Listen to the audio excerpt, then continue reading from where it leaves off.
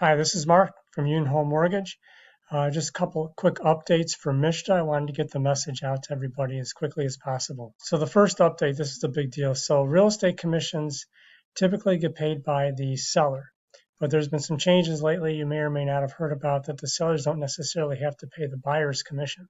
They never really had to begin with. It was just normal. It was part of the deal. So in the case where you're buying a house where the seller doesn't want to pay your agent, the buyer's agent's commission, MSHDA is now allowing you to pay them out of your pocket. The funds cannot come from the down payment assistance portion. This may or may not be doable, as most people that use down payment assistance don't have the funds to pay the real estate agent. But in the case where it makes sense, MSHDA now does allow it. So those funds have to come out of your own money or from a gift. They cannot come out of the DPA, but any amount of those funds can be used towards your 1% down payment requirement. So remember, MSHDA does require that you have at least 1% of the purchase price into the deal. So the other real estate fees, like the realtors usually charge, at least in Michigan, realtors usually charge what's called a compliance fee or a broker fee. This can range for anywhere from $250 on up. So MSHDA has capped that to $500, and you can use the DPA to pay that instead of paying that out of pocket.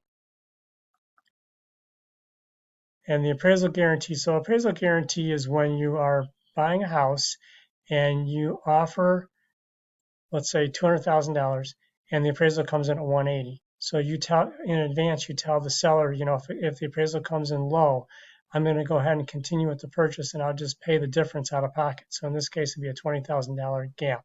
So that's called an appraisal gap, and it's usually part of the actual purchase agreement. So in this case, again, you can cover that gap out of your own funds. You cannot use the down payment assistance portion, but any of those monies can be used towards your 1% down payment requirement. So again, this is a big deal, and it will help more buyers because in the environment we're in, there is usually a little bit of a gap. And then the gift of equity. So a gift of equity is when the seller is a relative, and instead of gifting you money for the purchase, they gift you part of that equity. So in the past, we haven't been able to use this as a gift. So now MSHDA is allowing this as an actual gift. And again, it can count towards 1% of the 1% requirement that MSHDA requires.